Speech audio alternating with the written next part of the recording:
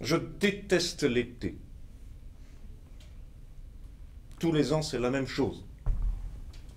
Dès les premiers vrais beaux jours, quand la nature est en fête et les oiseaux foutent joie, je regarde le ciel bleu par-dessus les grands marronniers de mon jardin et je me dis, ça y est, quelle horreur! Dans 6 mois, c'est l'hiver. Le sport, par exemple.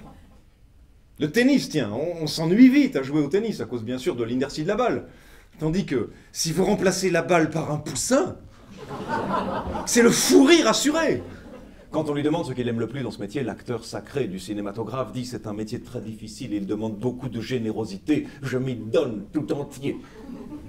Mitchum dit c'est un métier facile. L'autre jour on m'a dit entrez par cette porte, j'entre par cette porte, ils étaient très contents. Ce qui me coûte le plus à l'idée de quitter ce monde, outre bien sûr l'idée intolérable que mes enfants vont rentrer du crématorium en courant pour boire mes Saint-Émilion, si ça se trouve dans des gobelets fluo, avec des fils d'ouvriers, aux cheveux verts.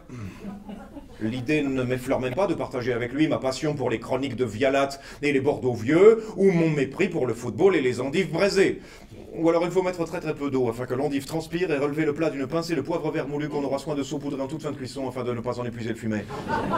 Quand on pose la même question à Robert Mitchum, quand on lui demande quel a été le déclic de sa carrière, il répond: un jour, j'ai vu les aventures du chien Rintintin à la télévision et je me suis dit, si lui peut le faire, je peux le faire.